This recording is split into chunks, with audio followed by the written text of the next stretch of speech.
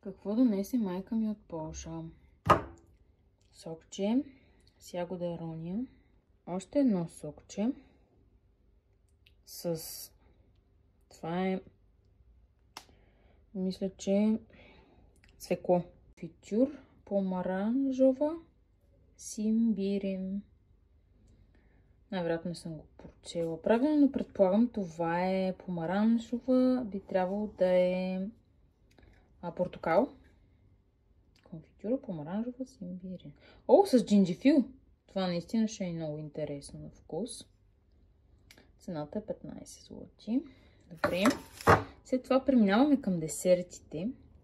Имаме тези десерти, които са с някакъв крем и мисля, че това са не сливи, ами някакъв конфитюр. Тук-що аз пробвах от тези, които са малко натрушени, защото са пътували доста. Това е като канелено рълце, но е доста по-хрупкаво.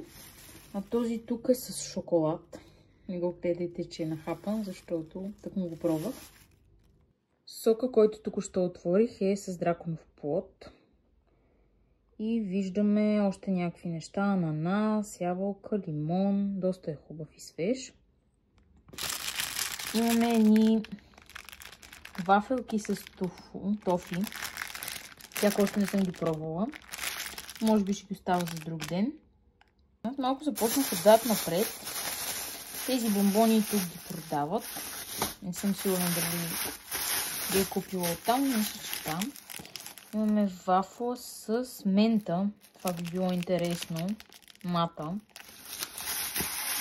Имаме цял плик с бомбони, които сега няма да отварям.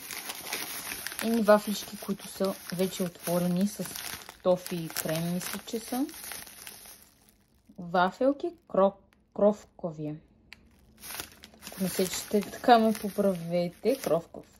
А от десертите този ми е на първо място. И този тук ми е на второ място, който е като штрудел. Много е приятен и вкусен. Не е купен от Жабка. Очевидно от някаква сладкарничка, кокерна. Това е с боровинки. Изглежда невероятно. Стартово е. Предполагаме с баварски крем и определено ще го пробвам по-късно. И имаме пак от същата пекарна, която се намира в Вадовице, ако ходите в Вадовице. Естествено ще ми бъде интересно да разбера кой от тези десерти вие сте пробвали, кой е вашия любим полски десерт и кой е този, който най-много препоръчвате на някой, който никога не е бил в Полша и